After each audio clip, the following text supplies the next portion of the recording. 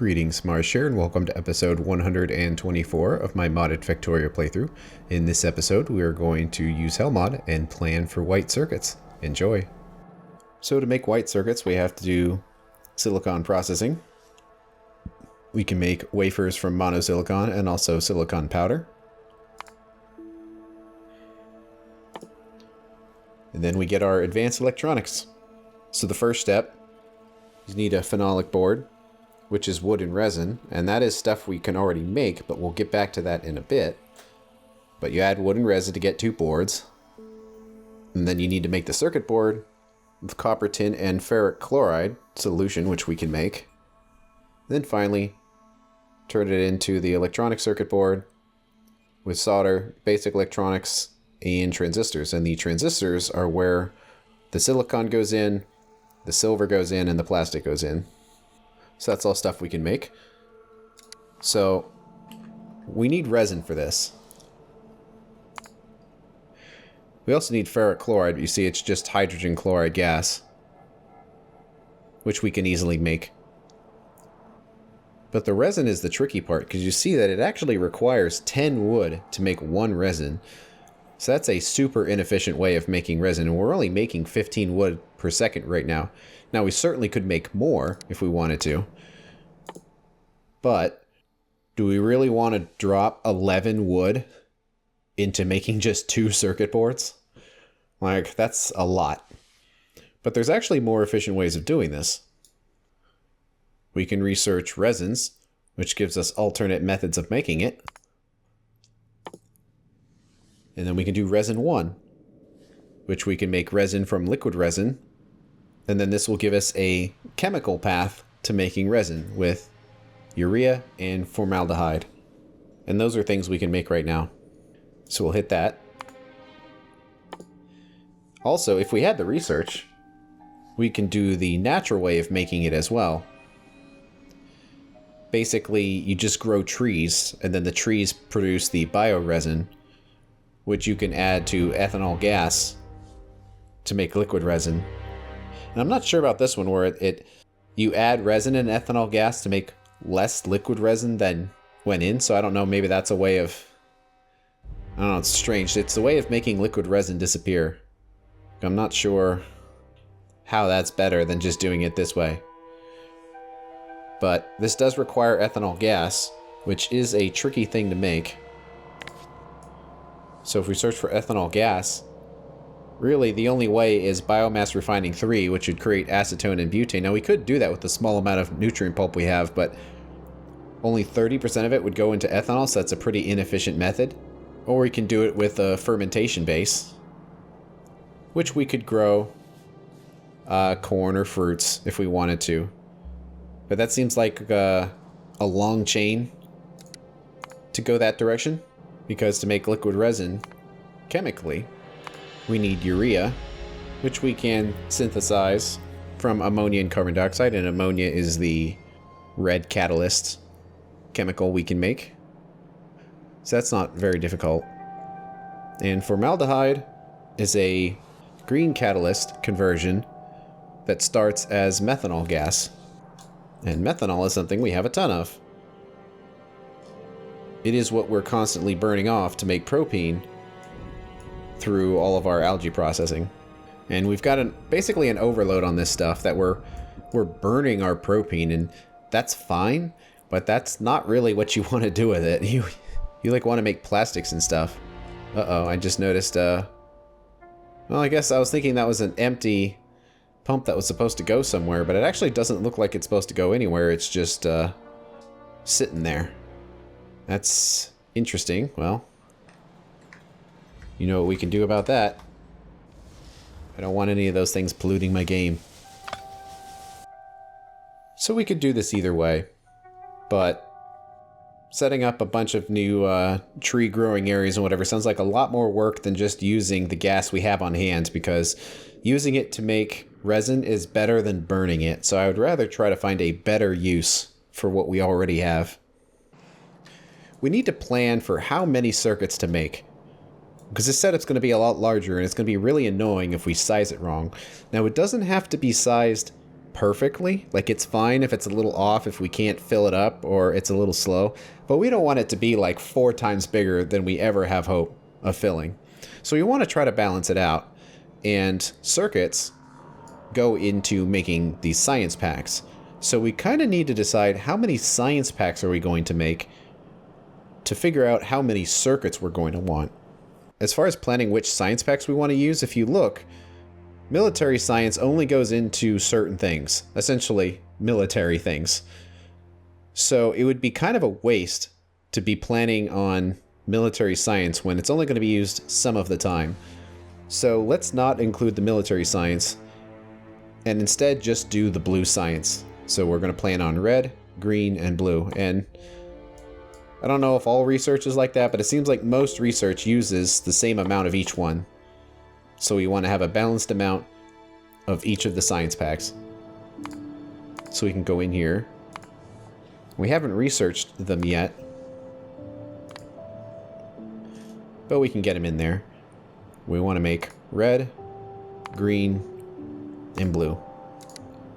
And we'll need an arbitrary amount, but for now we can just say 1 of each. And looks like we still have this set to burner assembler, so let's get that to the right one. And now we just need to go down the list and figure out how much resource goes into each one of these. We're not really using this for the purpose of planning a build. We just want to know how many circuits do we want. So let's break this down into its individual components and just say make the plates. And we don't even really care about the machines, really. We're just going through the inputs here. And then the green science needs the Atmos. And you can see how it requires a basic circuit board, so that's kind of why we're doing this. We'll go down the list. Like there. Do the same thing with the reaction node. Requires some tin. That's fine. And then we need to do blue science, which requires this sulfur light source and some similar materials here, like these microcircuits.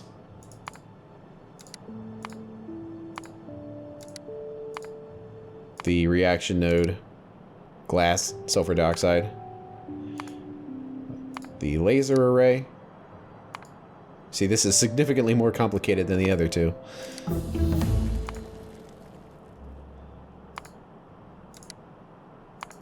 We just want to get it down to the basic resources, which our base is already making, and that's good enough. Atomic sensors array. And there's the white circuit in there. Everything else looks fine. And some sodium hydroxide, which we have limited amounts of, but we'll be able to make it. So we're almost there.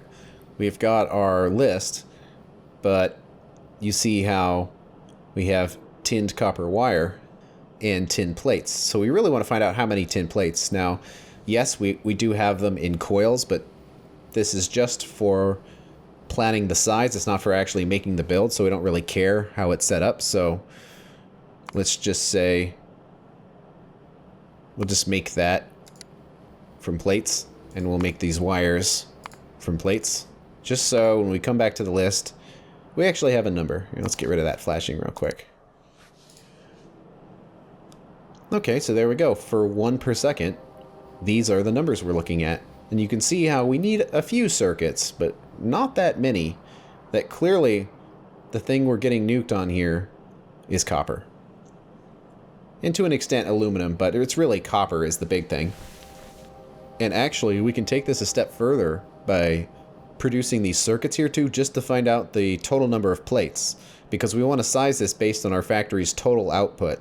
So we want to make sure we're including absolutely everything in this calculation. So our input should just be basic stuff. And see, we've got this insulating board array. We don't need to really worry about that. But there's our basic setup. So you see, adding the circuit boards, it was like 30 before, and now we're up to 50 copper plates. So 1 science per second of each is going to take 50 copper plates per second. So significant. However, we'll be getting something new for the blue science, and that is the coppery waste byproduct, which we can process back into copper. Now it's not much, so you see it's 3 copper per second. And we can process that and turn it into ingots. So we'll get 4.5 copper back. So we are going to get a little bit of this back. But we're still looking at 47, 48 copper per second, which is quite a bit. We can definitely bump this up to at least 2. And what do the numbers look like? Well, on aluminum, we are making 30 aluminum a second. And doing 2 a second isn't quite using up all of our copper. Or our silver. It surprisingly uses very little actual silicon and plastic. It's just huge amounts of copper. And tin too, I guess, which is nice to help get rid of that. This would probably be pretty well balanced at 2.5 as far as using up all of our copper. And that uses pretty much all of it, where we're basically making 120 copper per second. And it uses 130, but we're getting 11 back. We might want to build it a little bigger for the future, because better forms of making copper are right around the corner. With access to blue science, we'll be able to make copper sheet coils and copper wire cores as well, using coolant. But you see how 140 or 14 copper plates go in, but we get 4 coils, which is 16 plates coming out. So we actually increase our production a little bit with this research. In addition, we'll also be able to make copper pellets, and then make those into copper anodes, and then make ingots for there, and that will also increase our output a little bit. I wonder how many science packs we're making right now compared to this. So it's 20 green science. We're actually making 24. So that would be kind of weird to actually have less green science than we're currently making. So perhaps we want to make this a little bigger. It is interesting where when you look at the resources that go in, you know, make red packs, we only need a little bit, you know, 2.5 to make the green. We only need a little bit. But then to make this laser array, 32.5 is just, and then to make atomic sensor array 30. So, hoo boy. So it's definitely going to jump up complexity here. But let's see. Might want to do 3. Just because that actually uses up all of our aluminum. It is a bit of a burst for copper. It just seems a little small. This will at least match our current production. We're basically just adding on blue science. So I'm glad we built our base as big as we did, because if we didn't, we would actually be making science slower than we were before. But at least we'll be doing it at the same rate. Other things of note is glass is technically undersized as well, where at best we can do 22.5, and this is going to need 42. But we're on the cusp of having better silicon production methods, so we'll be able to keep up with that. Really, it's just copper, and certainly there are ways of making more copper. We could just make a separate copper production facility somewhere else. If down the line we just need more copper compared to everything else. So we'll have to play it by ear, but at least making it as big as the current setup and then adding on blue sounds pretty smart. I mean, part of me says we should double it, but based on these numbers, there's no point. We have no hope of ever filling it up. So for now, we're just going to have to keep it the same size. But we do have an idea of circuits. Now, we did make them down here, but if we just look at what goes in, where we basically need 3 white circuits a second, which is pretty easy, and then 18 of the brown ones, and then 3 of the basic brown ones. So really, the main amount are these that we need to worry about. The other ones, we could just send a token amount to science, and then use the rest for our own needs. So we have an idea of scale here. And let's see, probably need to clear some of this out at this point. I'm always a little nervous by removing things off the list, but probably all of this coil stuff is Probably not necessary anymore. I mean, it is useful for the numbers, though. So I kind of want to write all these numbers down before I just delete everything. Let's see, let's just delete some of the elements here while we're already calculating that out. So we can get rid of this. Get rid of that, there we go. So we need to make some circuits. Where do they actually put circuits on the list? So we need to make the white circuits and its constituent components. And also brown circuits and the constituent components. As far as amount, well, what does all of this stuff go into? Well, electronic circuits go into all sorts of things. Lots and lots and lots. So certainly we want to make a lot of those, if possible. Do we want to make any extra of these circuit boards? Kind of. Where you see how it does go into some random things, basically robots. But luckily we're not going to be making robots too fast, so we probably don't need to make any extra, and we can just leach circuit boards off of the main line when we need them. Wonder if we use the phenolic boards for anything. We actually do use these for modules, but again, how many modules per second are we actually going to be making, and can we just leach the phenolic boards off the main line? Probably. So we certainly need basic circuit boards for just random stuff getting made. And electronics as well. But it's mainly the electronics that go into things, so we probably can leach the basic circuit boards off as well.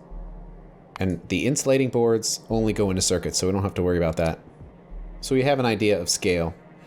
Now we know we need at least 18 per second of these basic electronic boards to keep up with our science. So we probably want to have, let's say, a red belt's worth, or 30. And it creates some numbers. And actually, it might make sense to put these on separate lines here. So we'll say we have our 30 per second of the circuit boards. However, we are actually making the insulating boards from paper. And there is more efficient ways of doing it right now, but that requires sodium hydroxide, which we cannot make easily.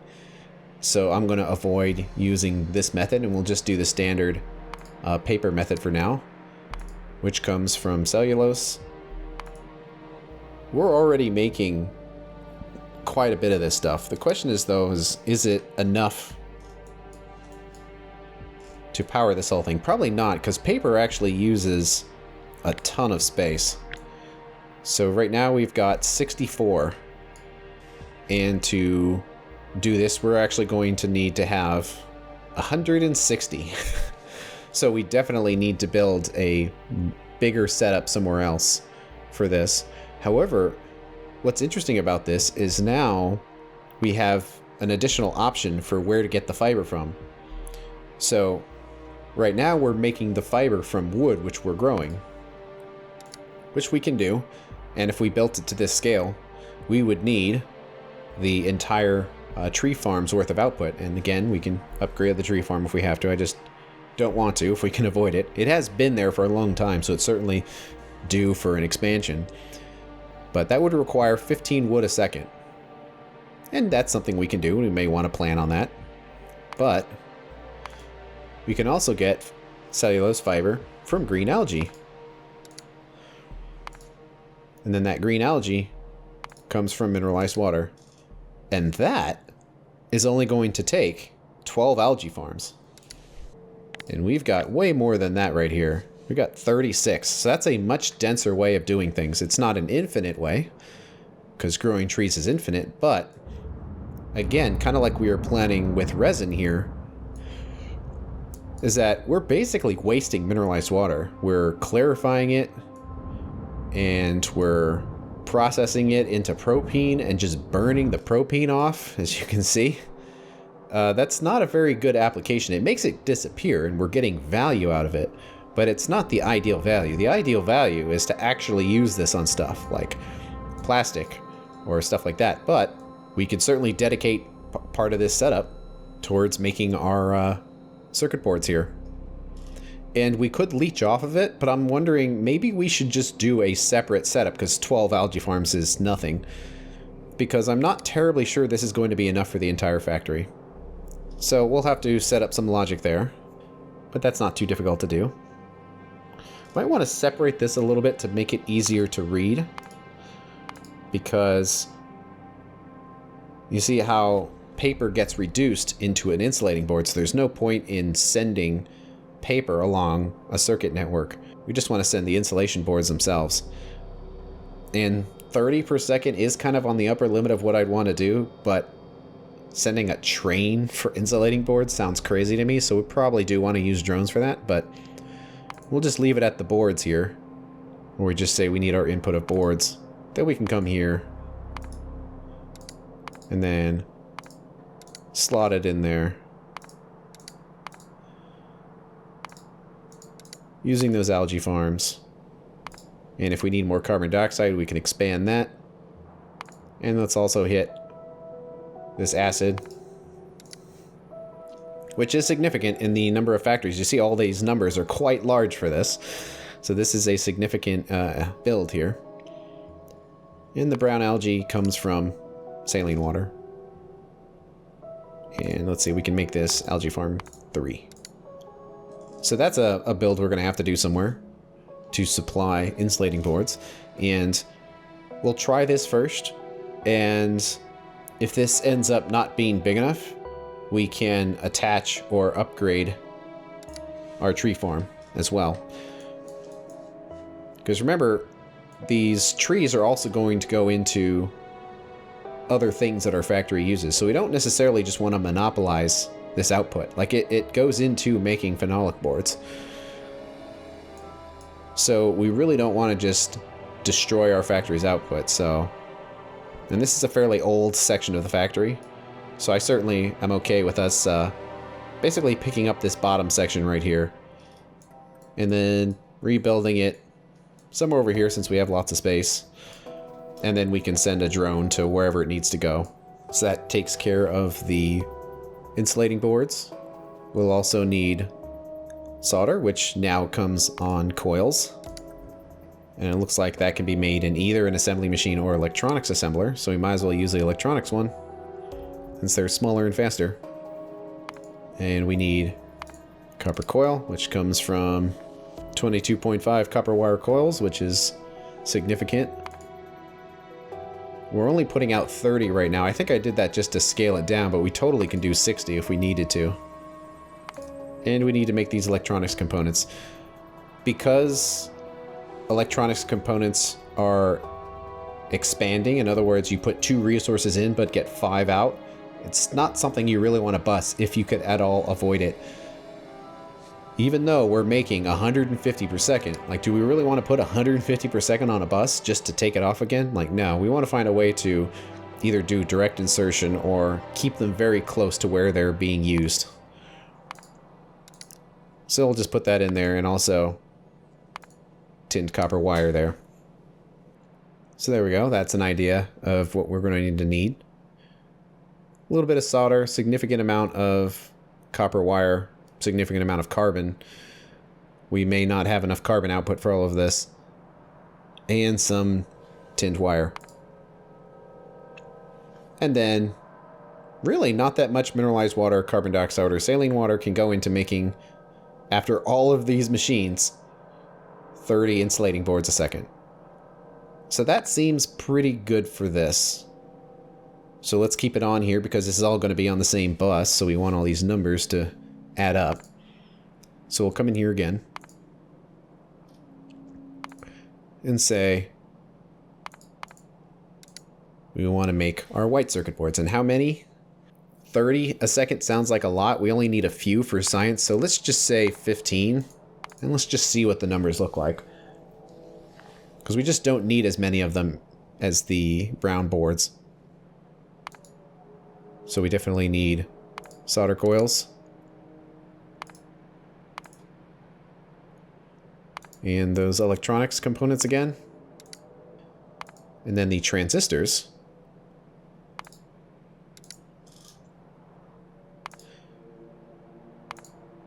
Which which needs silicon. Get this set to the correct machine.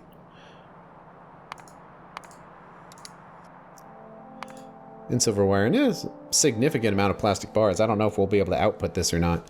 Probably should check that. And some silver, and some copper cables. So a lot less copper cables. So can we even do 12 plastic bars a second? Well, what does 6 assembling machines make when it comes to plastic bars? Not quite. But we're really kind of at the point where we should be doing oil mining and whatnot. So I'm actually kind of okay with the fact that we might not have enough plastic for this because, I mean, 12 per second is there, but if you look, we have an entire warehouse full of it to the point where we're dumping extras overboard and burning it.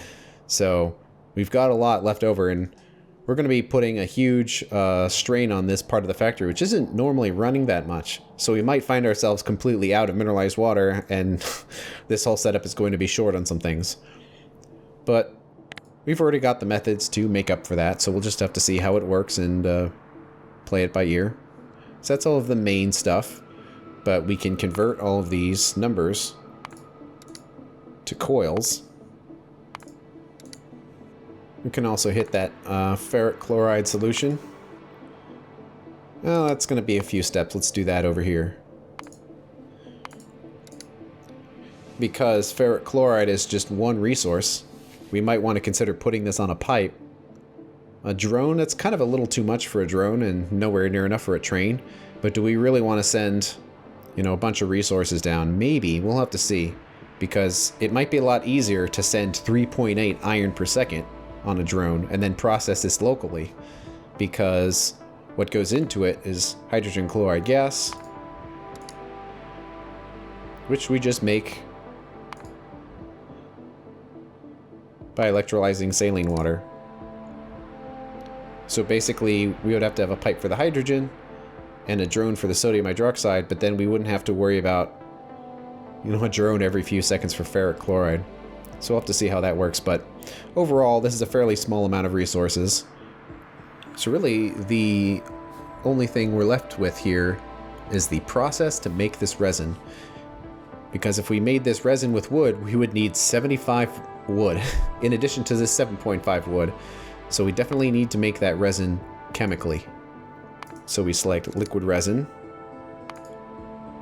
and we will make it using the chemical method right here with urea, which requires ammonia. Uh-oh. I heard a beep. Did they finally get through?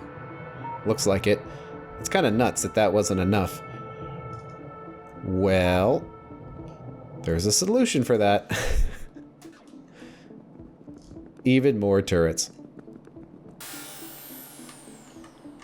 Man, they're really trying to get through here. They don't like that radar.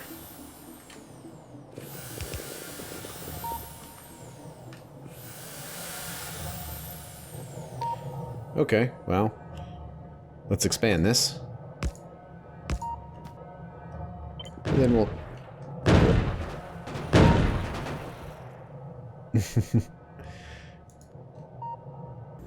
So we should just be able to expand this at each stage. And let's see them get through 5 turrets. Man, I'll make a wall if I have to. A wall of turrets. Okay, hopefully that holds. So we have urea, which is made from ammonia and carbon dioxide. Then the ammonia is made from red metal catalyst. And the nitrogen comes from the air. There we go. That part of the process is fairly straightforward. Then we need to do the same thing for the formaldehyde, which comes from methanol, which we're already making. We'll probably want to have some logic there so methanol is kept on hand for this plant to use. But we need to do green metal catalyst as well. And then there's our setup, where we need 150 methanol gas per second. And let's see, what does that look like when it comes to cellulose fiber? About 20 liquefiers. That's really not that much. I mean, we might be able to put this on its own separate little thing too. We may want to consider it. Yeah, let's do that just to see what it looks like. So that'll require those 12 algae farms making cellulose. The cellulose makes methanol. The methanol is converted into formaldehyde. And then we're making nitrogen, turning it into ammonia, turning it into a urea. Then urea and formaldehyde go into resin. Liquid resin turns into regular resin. And that is the process to make that. So yeah, we might want to expand our algae production a little bit. Have one add-on taking care of these basic insulating boards, and then we'll need to deliver those. And then one handling resin. So those two will be done off-site. And then on-site, we can have trains inputting things like solder coils, tinned wire, and maybe even train for carbon, because that's kind of a lot of carbon. And then trains for all of these resources as well. And that should basically be everything. So here's what the total numbers look like. See if anything looks extreme. Copper wire coils is just about at the maximum of the factory, which might be problematic considering those wires also go into science packs. So we might need to upgrade this to the full output of the factory. And that's easily done because this is only made at half size, so we totally can just put another one down here, expand this to be double size, basically just look exactly like this. And except the recipe will not be sheet coils, it'll be wire coils. Basically, it would look the same as this. So we can upgrade that if we need to. Let's see, anything else look crazy? It's hard to tell if 192 mineralized water per second is a lot. Let's see. We can kind of guess how much that is based on, let's say we're purifying just sulfuric wastewater. And we've got quite a few plants handling this. I don't know exactly how many plants across the factory, but assuming we weren't overloaded on sulfur. But each one of these has 5, so let's just see what would 20 plants do as far as making mineralized water. And you can see 20 plants make 600 mineralized water per second. And we only need 192, so even with all of this, using mineralized water, I still think we're going to be overloaded on it. But plastic bars might make up for it. Let's see, these other numbers are pretty good. We're only using half of our factory's wood output, which is nice, because it'll leave the rest of the output for the other things that wood goes into. Most of the silver, a little bit of this, a little bit of that.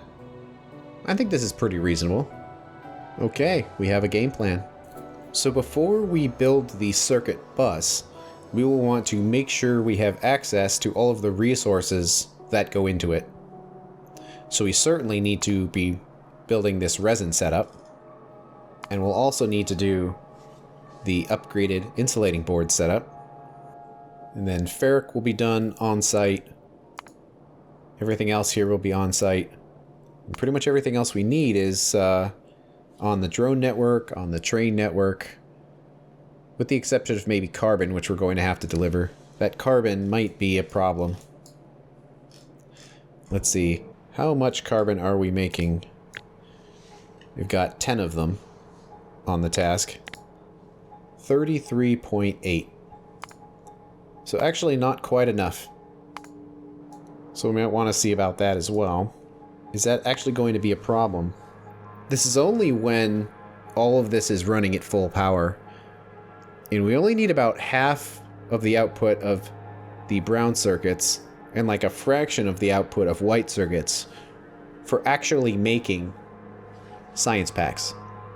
So I would say we need less than half of this, maybe even a third, to actually make the science. So we're at like maybe 15 carbon a second, which is well within what we can do. The rest of it is just for our own uses, really. So we'll have to see. I don't want to go around upgrading everything in the factory, because the factory is at that point now where it's large enough where you have no hope of every single thing in the factory being perfectly balanced with each other, because there's just too much going on. So you just have to play it by ear and deal with any slowdowns as you find them. So I'm fine with leaving this the way it is, because it is sufficiently large as it is. And we've got other methods like making it through the wood pellets and whatnot. So there's multiple methods. So if they all turn on, then we'll probably have a pretty huge output of carbon. Probably not sustainable, but we will have it.